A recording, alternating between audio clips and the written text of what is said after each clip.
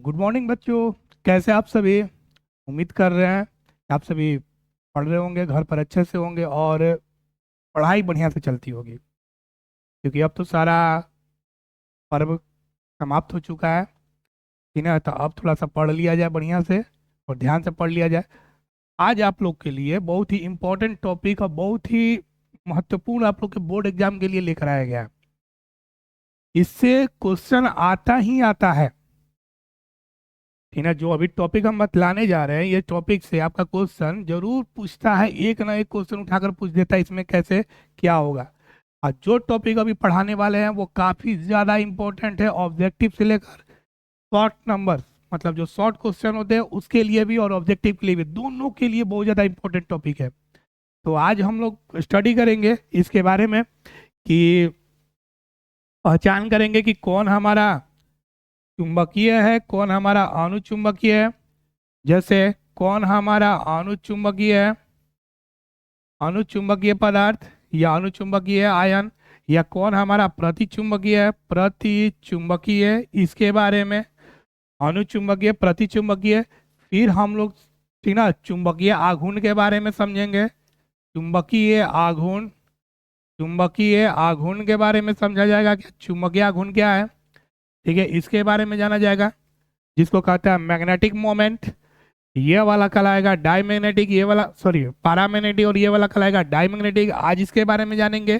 ठीक ना, फिर और ज्यादा इंपॉर्टेंट कि कौन रंगीन है, कौन यौगिक रंगीन है और कौन यौगिक रंगहीन है, कौन यौगिक रंगहीन है। ठीक ना, इसके बारे में जानेंगे कि कौन सा यौगिक रंगीन और कौन सा यौगिक क्या है, रंगहीन है।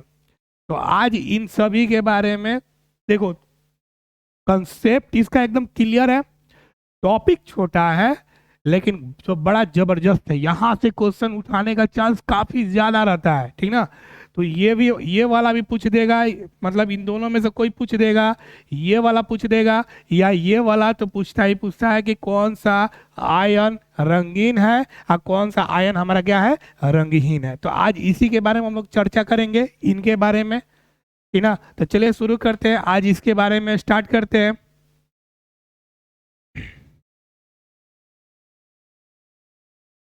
ठीक है, इसके बारे में आज स्टार्ट करते हैं। फर्स्ट, सबसे पहले कुछ पॉइंट के बारे में आज जानेंगे हम लोग, कौन कौन सा पॉइंट है। ठीक ना, सबसे पहले कुछ किसी पॉइंट के बारे में थोड़ा सा हम लोग डिस्कस कर लेते हैं।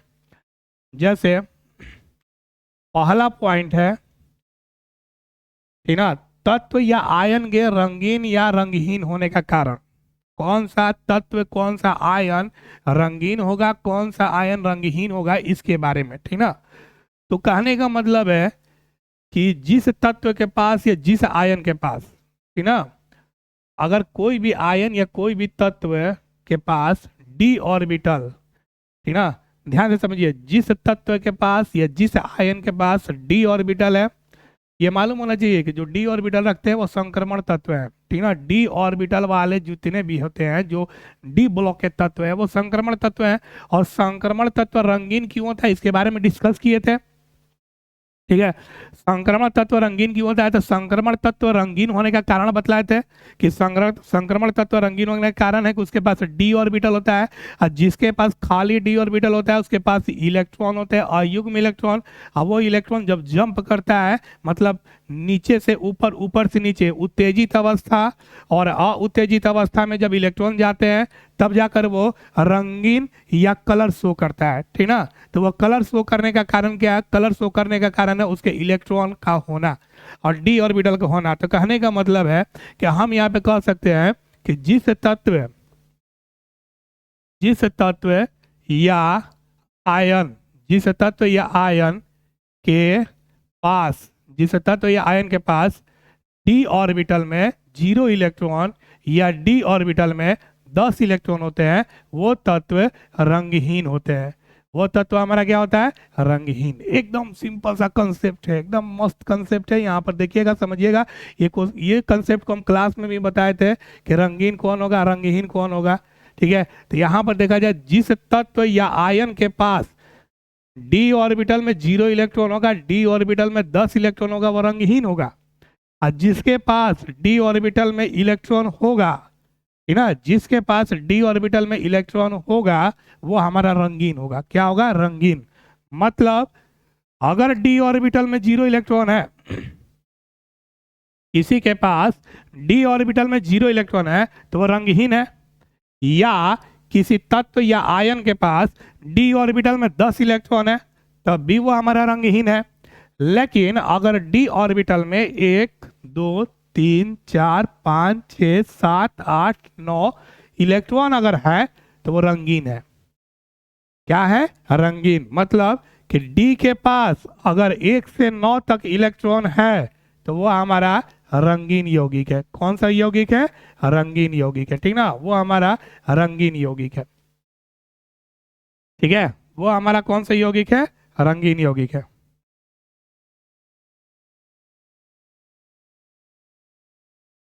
वो हमारा रंगीन यौगिक है, रंगीन यौगिक। ठीक, तो ये ध्यान में रख लीजिएगा। जिसके पास, और डी ऑर्बिटल क्या होता है? तो डी ऑर्बिटल जो होता है उसमें 5 ऑर्बिटल होते हैं।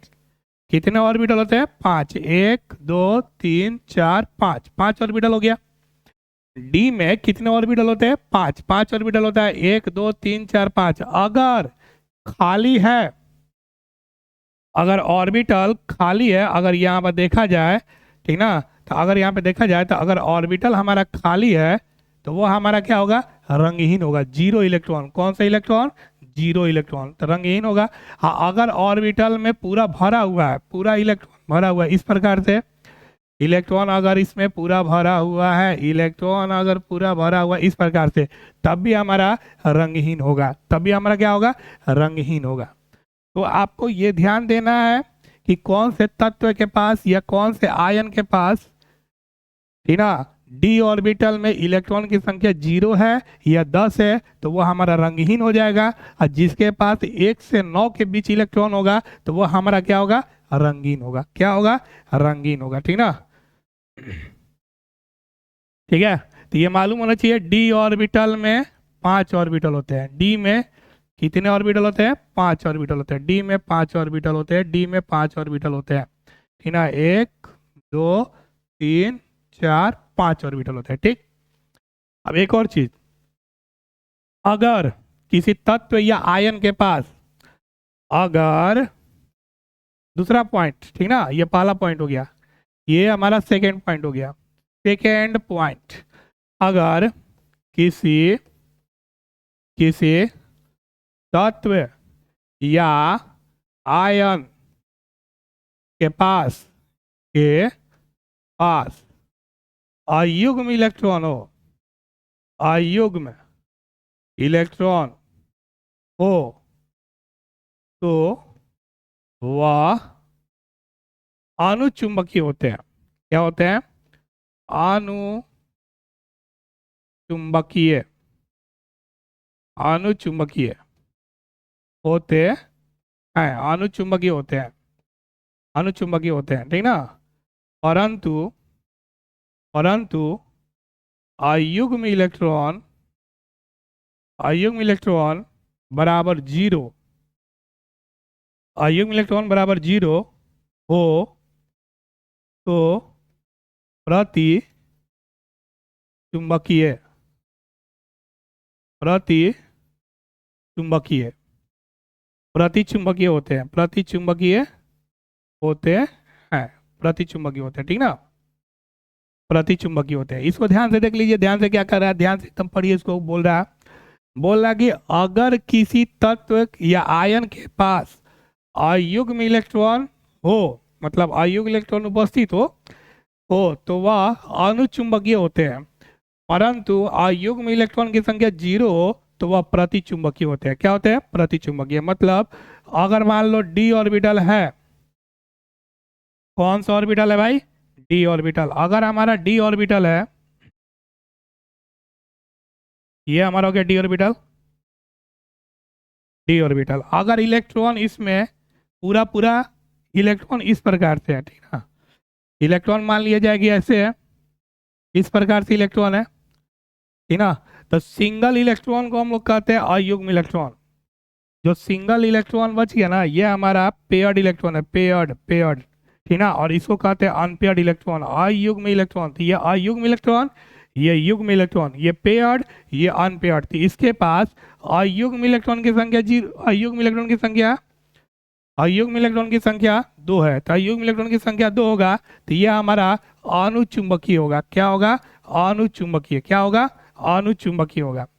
ठीक ना, अनुचुंबकीय। लेकिन अगर सब भरा रहता है, जैसे ये वाला भरा हुआ है, ये भी भरा हुआ है, ये भी भरा हुआ है, फिलअप है, ये भी कंप्लीट रहता है, ये भी कंप्लीट रहता है, तो इसके पास अयुग्म इलेक्ट्रॉन की संख्या 0 हो जाती है। और जिसके पास अयुग्म इलेक्ट्रॉन की संख्या 0 हो जाती है, ठीक ना, शून्य हो जाती है, वो हमारा क्या कहलाता है? प्रतिचुंबकीय। वो हमारा क्या कहलाता है? प्रतिचुंबकीय। ठीक है, यहाँ देखिए, अगर किसी तत्व या आयन के पास अयुग्म इलेक्ट्रॉन हो, अयुग्म इलेक्ट्रॉन हो, तो वह अनुचुंबकीय होता है। क्या होता है? अनुचुंबकीय। परंतु अयुग्म इलेक्ट्रॉन की संख्या 0 हो तो वह प्रतिचुंबकीय होते हैं। तो इसको कहते हैं अयुग्म इलेक्ट्रॉन, इसको कहते हैं अयुग्म इलेक्ट्रॉन। ठीक ना, अयुग्म इलेक्ट्रॉन इसको कहते हैं सिंगल इलेक्ट्रॉन को अयुग्म। ऑर्बिटल में सिंगल इलेक्ट्रॉन को,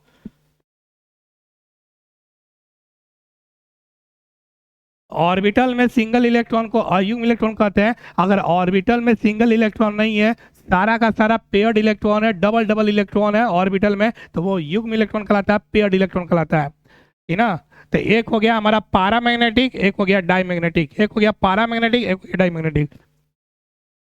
ठीक, तो यहाँ पर थोड़ा सा क्वेश्चन के माध्यम से समझते हैं। ठीक ना, ये वाला तो समझ में आ गया होगा। डी ऑर्बिटल 0, डी ऑर्बिटल 10, रंगहीन। ठीक है, और डी में 5 ऑर्बिटल होते हैं। अगर डी ऑर्बिटल में 1 से 9 इलेक्ट्रॉन तो रंगीन। थोड़ा क्वेश्चन से समझते हैं। जैसे अगर मान लिया जाए कि क्वेश्चन हमारा दिया हुआ है, फर्स्ट नंबर क्वेश्चन हमारा पूछ रहा है, ठीक ना, Sc3+, ये बार बार क्वेश्चन पूछा हुआ है, ठीक ना, स्कैंडियम 3+, स्कैंडियम 3+ में पूछ रहा है ना कि बताइए, ये पूछ रहा है कि यह अनुचुंबकीय है कि प्रतिचुंबकीय है, ये रंगीन है कि रंगहीन है, यही पूछ रहा क्वेश्चन। ठीक ना, इसके बारे में आपको बतलाना है, इसके बारे में बतलाना है कि ये आयन रंगीन है कि रंगहीन है। तो हम लोग जानते हैं कि स्कैंडियम जो है, हम लोग जानते हैं कि स्कैंडियम का परमाणु संख्या 21, स्कैंडियम का परमाणु संख्या कितना होता है? 21 होता है। ठीक ना, आर्गन 18, पोटेशियम 19, कैल्शियम 20 और स्कैंडियम 21। ठीक, फिर हमारा उसके बाद आ जाएगा टिटेनियम, फिर हो जाएगा वेनेडियम। तो यहाँ पर देखिए इसका 21 है, तो 21 का विन्यास करेंगे, तो 21 का विन्यास करेंगे तो हो जाएगा आर्गन, आर्गन यहाँ पर हो जाएगा 4s2 और 3d1, आर्गन 4s2 3d1। यहाँ पर हो जाएगा हमारा आर्गन 4s2 3d1, या इसी को हम लोग ऐसे भी लिखते हैं। ठीक ना, ऐसे तो 4s2 ही लिखते हैं, कोई दिक्कत नहीं है। Argon 4s2 3d1। ठीक, 18 2 20 21, 18 2 20 21, ये हमारा आर्गन हो गया 18। आर्गन कितना हो गया भाई? 18 हो गया। आर्गन कितना हो गया? 18 था, आर्गन 18 हो गया। ठीक, 18 2 20 21, 21 हो गया। अच्छा ये बता, इस पे कितना प्लस चार्ज है? इस पे अगर देखो तो प्लस चार्ज कितना है? इस पे प्लस चार्ज कितना है? 3। 3 प्लस का मतलब 3 इलेक्ट्रॉन को लॉस कर दिया, त्याग दिया। 3 इलेक्ट्रॉन को क्या कर दिया? लॉस कर दिया, त्याग दिया। तो स्कैंडियम पे 3 प्लस आया, 3 प्लस का मतलब 3 इलेक्ट्रॉन को लॉस कर दिया, त्याग दिया। तो जब 3 इलेक्ट्रॉन इस पे निकालेंगे, ठीक ना, Sc3+ अगर करते हैं तो 3 इलेक्ट्रॉन निकालने का मतलब कि एक यहाँ से निकलेगा और 2 यहाँ से निकलेगा, निकल जाएगा। अरे भाई एक वो निकलेगा यहाँ से, 2 यहाँ से, तो पहले यहाँ से निकलेगा 2 आए, एक यहाँ से, 2 आए, एक 3 को निकल गया। तब बताओ केवल क्या बच गया?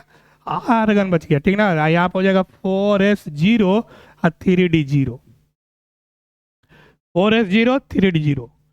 यहाँ से 2 निकल गया, यहाँ से 1 निकल गया, 2 आए, एक 3 को निकल गया, तो ये 0 गया, ये भी 0 गया। अब बताओ डी ऑर्बिटल के पास जो देखा जाए, डी ऑर्बिटल के पास इलेक्ट्रॉन की संख्या कितना है? 0 0। और जिसके पास डी ऑर्बिटल की संख्या 0 होगा वो हमारा क्या होगा? रंगहीन होगा। क्या होगा? रंगहीन। तो इसका मतलब डी में 0 है, तो ये हमारा होगा रंगहीन। ठीक ना, ये हमारा क्या होगा? रंगहीन होगा।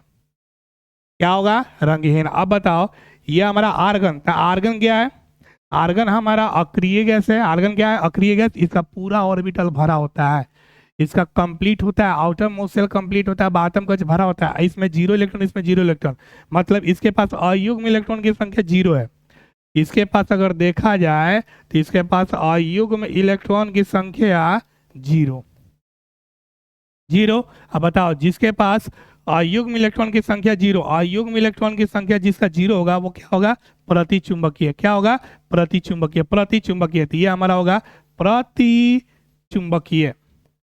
प्रतिचुंबकीय होगा, प्रतिचुंबकीय होगा, ठीक ना। तो स्कैंडियम, स्कैंडियम 3+ अगर देखा जाए, स्कैंडियम 3+, तो 3+ का अगर विन्यास करेंगे तो ये वाला होगा, और ये आने का मतलब हो गया रंगहीन। रंगहीन होगा तो इसके पास अयुग्म इलेक्ट्रॉन की संख्या 0, तो प्रतिचुंबकीय होगा। ठीक, इसी प्रकार से और भी क्वेश्चन को हम लोग डील कर सकते हैं। जैसे अगर मान लिया जाए कि और दूसरा क्वेश्चन अगर देखते हैं यहाँ पर,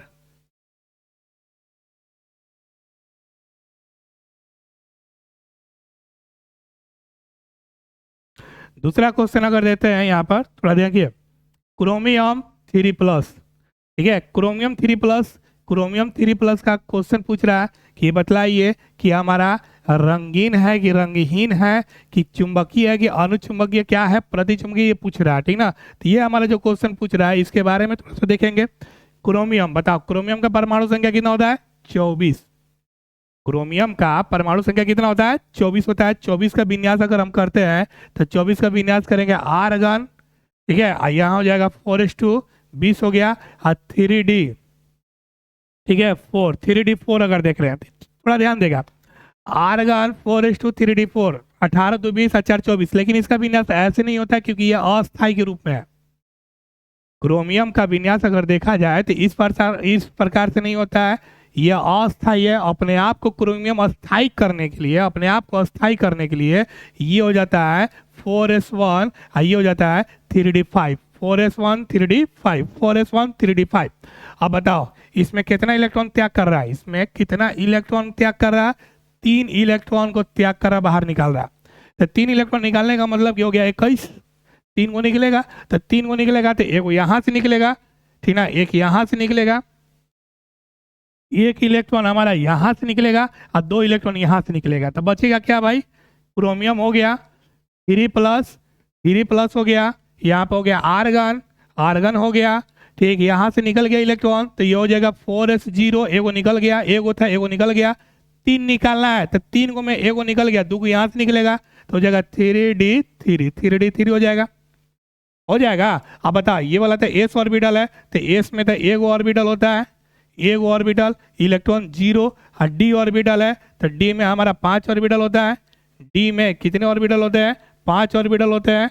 5 ऑर्बिटल, 1 2 3 4 5, 5 ऑर्बिटल हो जाएगा। डी में देखा जाए तो 5 ऑर्बिटल, 5 ऑर्बिटल हो गया। अब बताओ इलेक्ट्रॉन की संख्या कितना है इसमें? कितना इलेक्ट्रॉन है जी? कितना इलेक्ट्रॉन है? कितना इलेक्ट्रॉन है? 3, 3 को होते 1 2 3। अब बताओ यहाँ पर देख रहे हैं क्रोमियम पे 3 को प्लस है, और क्रोमियम 3+ का विन्यास ये वाला सामने दिखाई दे रहा है। और इसमें देखिए, तो इसमें अगर देखा जाए तो यहाँ पर डी ऑर्बिटल में इलेक्ट्रॉन उपस्थित है, और जिसमें इलेक्ट्रॉन उपस्थित होता है, ठीक ना, 1 से 9 इलेक्ट्रॉन होगा तो वो क्या होगा? रंगीन होगा। क्या होगा? रंगीन। तो इससे पता चल गया कि ये जो है ये हमारा रंगीन है, ये हमारा क्या है? रंगीन है, रंगीन है। क्या है? रंगीन। तो Cr3+ रंगीन हो गया। क्या हो गया? रंगीन। अब बताओ इसके पास अयुग्म इलेक्ट्रॉन अगर देखा जाए तो अयुग्म इलेक्ट्रॉन की संख्या, अयुग्म इलेक्ट्रॉन की संख्या 3, ठीक ना, अयुग्म इलेक्ट्रॉन की संख्या 3, 1 2 3, 3 को अयुग्म इलेक्ट्रॉन। तो अब ये हमारा हो गया अनुचुंबकीय। क्या हो गया? अनुचुंबकीय। क्या हो गया? अनुचुंबकीय, अनुचुंबकीय हो गया, ठीक ना, ये हमारा अनुचुंबकीय हो गया, अनुचुंबकीय हो गया। तो इस प्रकार से आप पता कीजिएगा कि कौन हमारा अनुचुंबकीय है, कौन हमारा प्रतिचुंबकीय है, और कौन रंगीन है, ठीक ना, और कौन रंगहीन है। आप ऐसे पता कर सकते हैं। कमेंट करके बतलाइएगा, कमेंट करके बतलाइए कि यहाँ पर समझ में आ रहा है कि नहीं आ रहा। सबसे छोटा सा कंसेप्ट ये वाला कंसेप्ट है, इसको ध्यान से समझ लीजिए।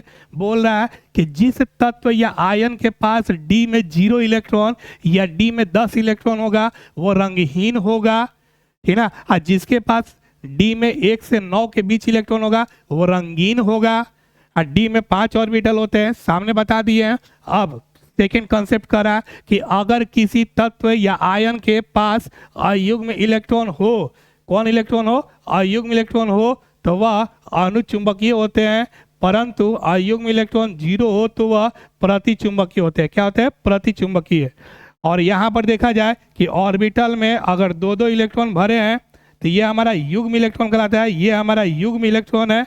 कौन सा इलेक्ट्रॉन है? युग्म। यहाँ पर देखा जाए तो ये हमारा अयुग्म इलेक्ट्रॉन है, अयुग्म इलेक्ट्रॉन दूगो। ठीक, तो इसी के कंसेप्ट पर इसको बतलाया जा रहा है, जो अभी क्वेश्चन पीछे बताएं ये वाला, ठीक ना। स्कैंडियम 3 को प्लस हो गया। अब आपको कुछ क्वेश्चन हम दे रहे हैं, उस क्वेश्चन को थोड़ा सा देख लीजिए और इसको जरूर बनाइएगा। आपको बतलाना है कि कौन रंगीन है, कौन रंगहीन है, ठीक ना, कौन अनुचुंबकीय, कौन प्रतिचुंबकीय, ये जरूर बतलाना है।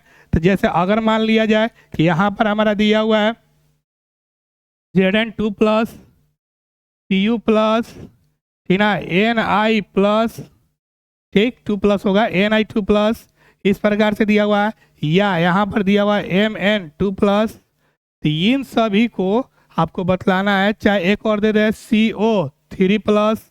ठीक, इसमें आपको बतलाना है ये वाला क्वेश्चन में कि कौन हमारा रंगीन होगा, कौन हमारा रंगहीन होगा, रंगहीन होगा, ठीक है, हाँ, कौन हमारा चुंबकीय गुण रखेगा, कौन चुंबकीय गुण नहीं रखेगा। क्वेश्चन सामने है, 1 2 3 4 5 क्वेश्चन दिए हुए, पांचों क्वेश्चन में आपको डील करना है, बतलाना है। अब परमाणु संख्या इनका मालूम होना चाहिए, ये 30 है, ये 29 है, ये 28 है, ये 25 है, ये 27 है, ठीक ना। परमाणु संख्या जितना प्लस चार्ज है उसको निकाल देना, इलेक्ट्रॉन निकल जाएगा। विन्यास कर लीजिएगा, विन्यास करके बाद पता कीजिएगा, ठीक ना। इसमें किसी को डाउट हो तो जल्दी बतलाइए, कमेंट करके बतलाइए एकदम, कहीं किसी को दिक्कत हो तो।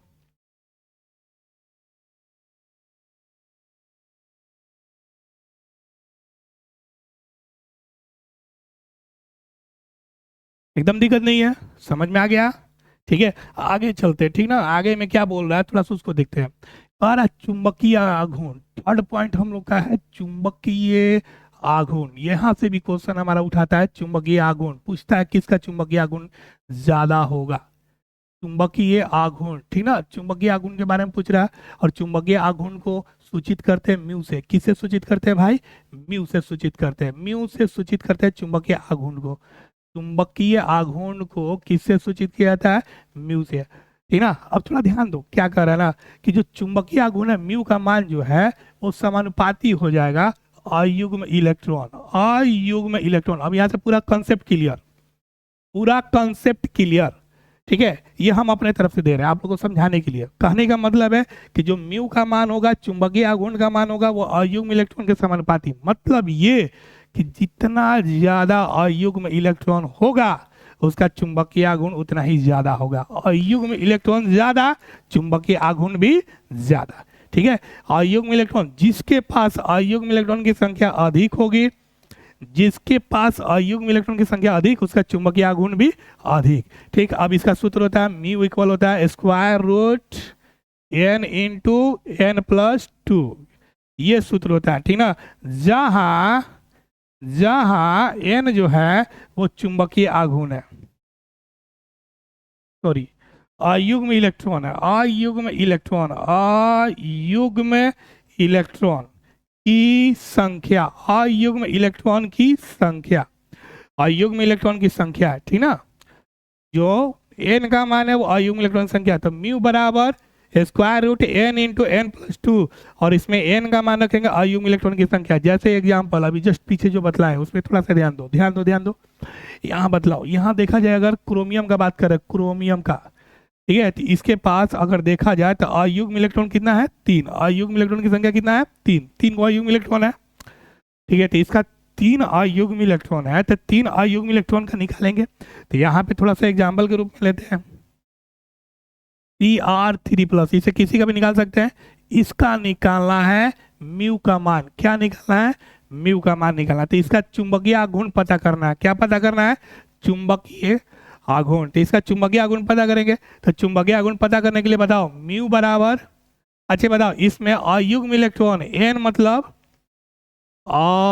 अयुग्म इलेक्ट्रॉन, बताओ अयुग्म इलेक्ट्रॉन की संख्या कितना है? 3। अभी जस्ट हम लोग देखे अयुग्म इलेक्ट्रॉन की संख्या कितना है? 3, 3 गो अयुग्म इलेक्ट्रॉन है, तो 3 गो है, तो n का मान 3 है, तो निकालेंगे म्यू बराबर square root n into n plus 2, तो ये हमारा हो जाएगा स्क्वायर रूट, ठीक ना, 3 और 3 प्लस 2 कितना हो जाएगा? 3 दो 5, 5 आई 15, स्क्वायर रूट 15 हो जाएगा, 3 दो 5, ठीक ना, 3 और 2 5, अब 5 आई 15, 15 हो जाएगा ना, तो 15 हो गया। अब 15 का निकालो, तो 15 का अगर निकालते हैं हम लोग तो कितना हो जाएगा?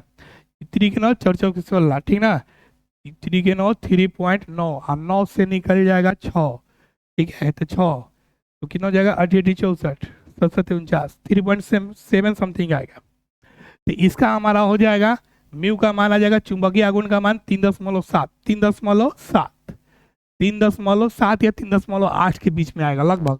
तो इसका निकल गया म्यू का मान, चुंबकीय आघूर्ण निकल गया। तो बताओ इसका चुंबकीय आघूर्ण निकालने आ गया, चुंबकीय आघूर्ण निकालने आ गया, जल्दी बतलाइए, कमेंट करके बताइए, चुंबकीय आघूर्ण निकालने आ गया। चुंबकीय आघूर्ण कैसे निकलेगा?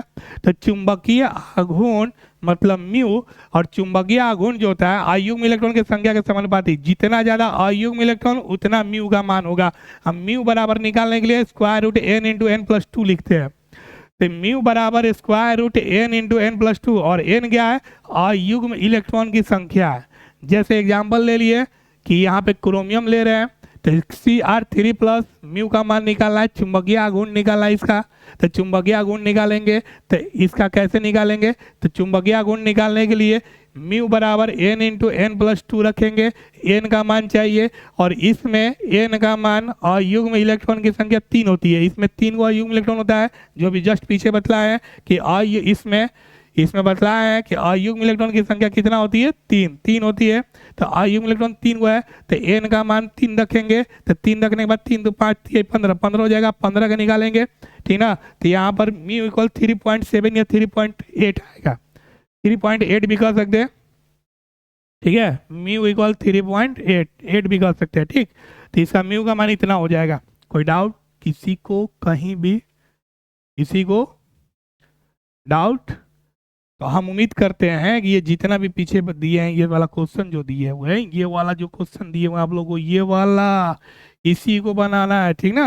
तो ये जो क्वेश्चन है इसका आप तीनों निकाल लीजिएगा, रंगीन रंगहीन सब पता करना है, रंगीन भी रंगहीन भी, चुंबकीय अनुचुंबकीय, और एक और यहाँ पर क्वेश्चन है चुंबकीय आघूर्ण, ये सब पता कर लीजिएगा कि किसका किसका क्या होगा।